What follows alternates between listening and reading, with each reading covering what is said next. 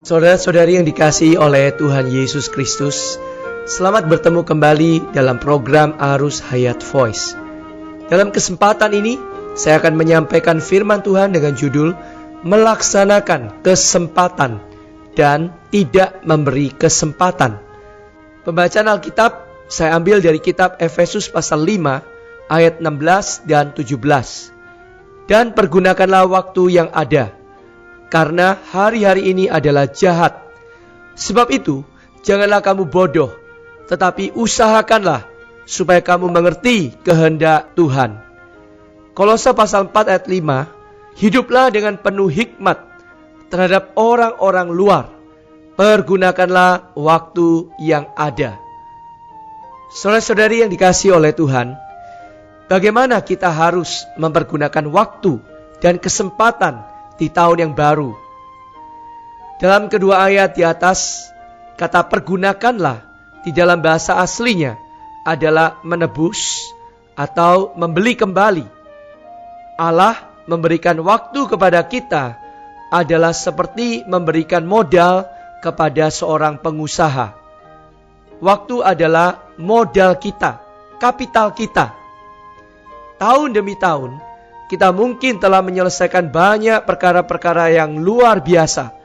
Atau mungkin juga kita mengalami kerugian besar. Dan karenanya kita telah menghamburkan dan menyia-nyiakan waktu kita. Bagaimanapun juga, pada tahun baru ini, saudara kita harus menebus, membeli kembali waktu kita. Dan jangan membiarkan waktu itu lewat dengan sia-sia. Saudara-saudari, mari kita melihat beberapa hal dalam Alkitab di mana kita harus mengambil kesempatan itu dan melaksanakan kesempatan itu. Pertama, memegang kesempatan itu untuk mengasihi Tuhan kita, Yesus Kristus. Kita melihat kisah dalam Markus pasal 14 tentang seorang perempuan yang membawa suatu buli-buli pualam berisi minyak narwastu murni yang mahal harganya. Setelah dipecahkannya leher buli-buli itu, dicurahkannya minyak narwastu yang mahal itu ke atas kepala Yesus.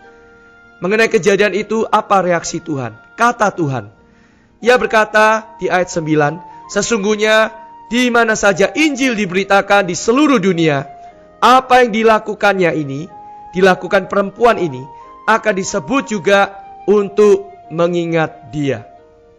Maksud di dalam ayat ini adalah Tuhan menginginkan setiap orang-orang yang diselamatkan dari penginjilan orang-orang ini menjadi orang-orang yang mengasihi Tuhan Yesus.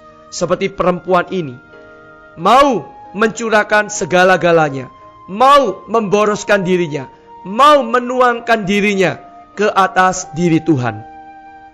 Saudara-saudara yang dikasihi oleh Tuhan, karena itu di dalam 1 Korintus pasal 16 ayat 22 dikatakan, siapa yang tidak mengasihi Tuhan, terkutuklah ia. Tuhan ingin semua orang dosa yang diselamatkan menjadi kekasih Kristus.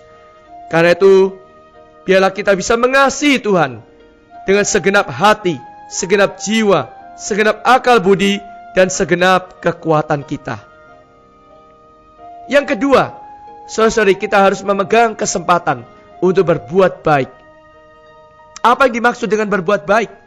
1 Korintus pasal 13 ayat 4-7, di ayat itu dikatakan bahwa kasih itu sabar, murah hati, tidak cemburu, tidak sombong, tidak melakukan yang tidak sopan. Kasih itu tidak menyimpan kesalahan orang lain.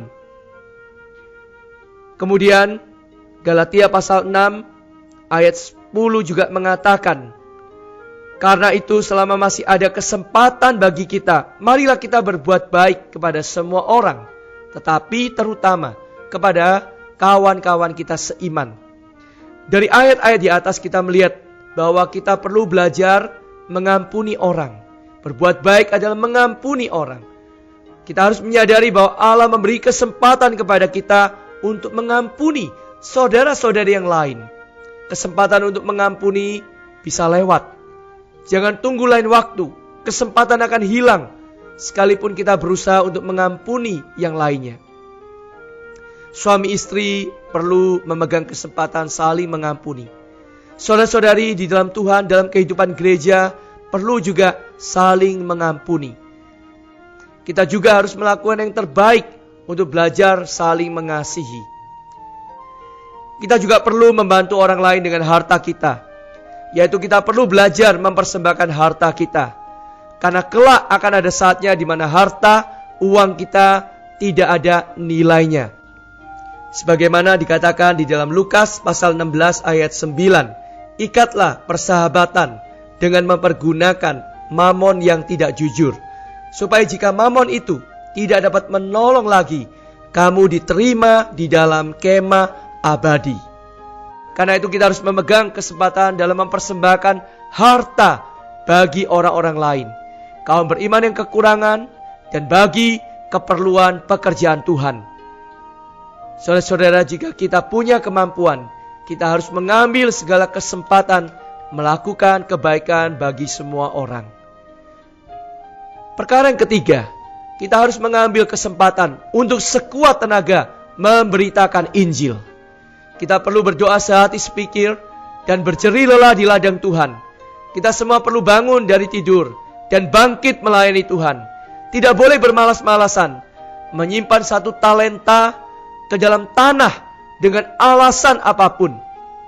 Jangan kelak Tuhan menegur kita, hamba yang jahat, malas, dan tidak berguna, seperti yang dikatakan di dalam Matius pasal 25 ayat 26 dan 30. Di dalam Yohanes pasal 9 ayat 4, Tuhan berkata, kita harus mengerjakan pekerjaan Dia yang mengutus aku selama masih siang. Akan datang malam di mana tidak ada seorang pun yang dapat bekerja.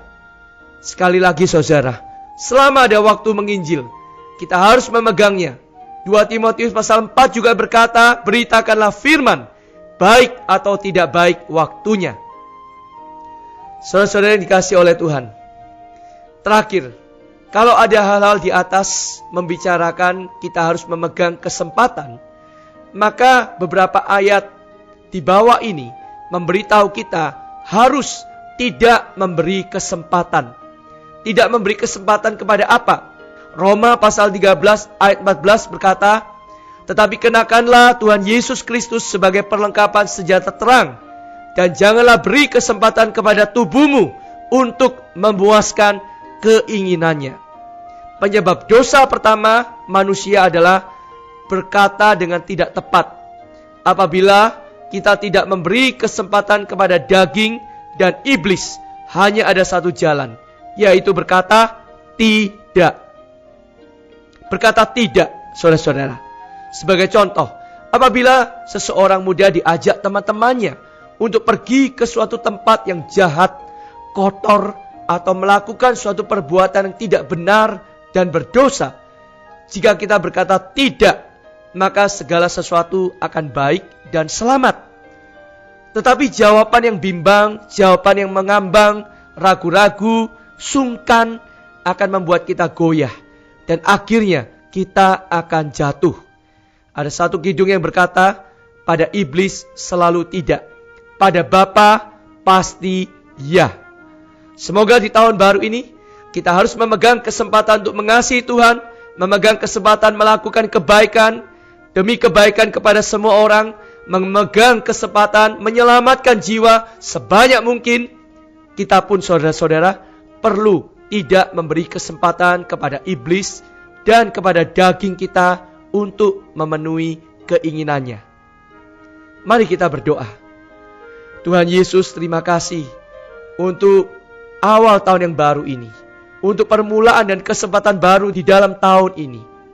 Ya Tuhan, bimbing kami untuk baik-baik memegang kesempatan mengasihi-Mu dengan sepenuh hati, semutlaknya, melakukan kebaikan demi kebaikan untuk semua orang, menyelamatkan jiwa sebanyak-banyaknya untuk kemuliaan-Mu. Jaga kami Tuhan, supaya kami juga tidak memberi kesempatan kepada daging kami untuk memenuhi keinginannya, dan tidak memberi kesempatan kepada iblis. Beranikan kami, agar kami tidak sungkan selalu berkata tidak kepada daging kami dan kepada iblis. Di dalam nama Tuhan Yesus kami berdoa. Amin. Demikianlah firman Tuhan. Sampai bertemu di kesempatan berikutnya, saudaraku. kasih karunia-Nya menyertaimu. Amin.